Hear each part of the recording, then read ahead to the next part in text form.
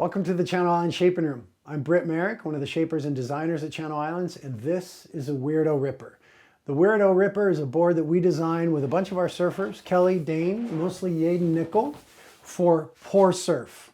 Guys like that and guys like us, average surfers, want to be able to surf well when the waves aren't that good. It's important to have a board like this in our quiver.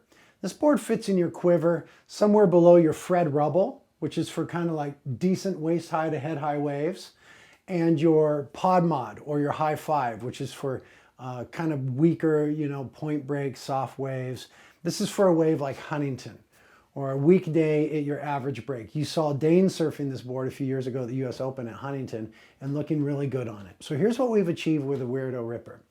It's a high volume board that surfs like a low volume board. That means that it has paddling power. That means that it has flow. That means that it generates speed, but none of that is prohibitive. It doesn't feel corky. It's not slow to respond. It's quick in the turns, quick in the transitions.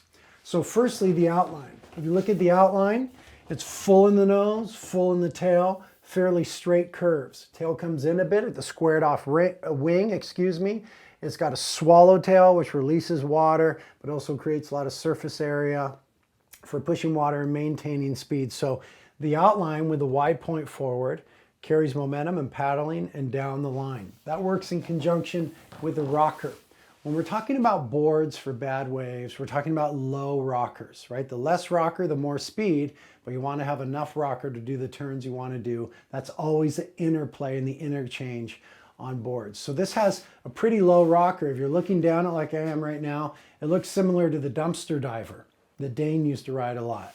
But it's got more aggressive rocker coming out the tail. So there's a break in the rail rocker right about the fins, and then it breaks pretty hard. There's a pretty fair amount of rocker coming off the tail, which in conjunction with this squared off wing allows for tight turns, quick transitions, and it feels good on the rail. It's got a single concave running through the middle, a true double concave between the fins, and then it's got V coming out the tail. So when we think about the way that contours and concaves interact with rocker, if we straighten or put a single concave through the middle, we're straightening that rocker. The stringer stays high right here, so it's still pretty straight through the fins while we have break in the rail rocker, and it's still high coming off the back, but the rail rocker is broken. That's created V.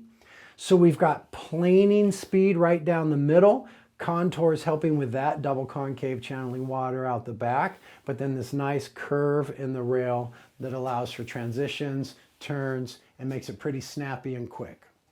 So if you want to be able to paddle and catch weak waves, but you don't want to feel like you're slow and corky on it, you still want to be able to rip when you get on them, get the Weirdo Ripper. This is a great board to have in your quiver. Again, somewhere above your High Five or your Pod Mod, somewhere below your Fred Rubble.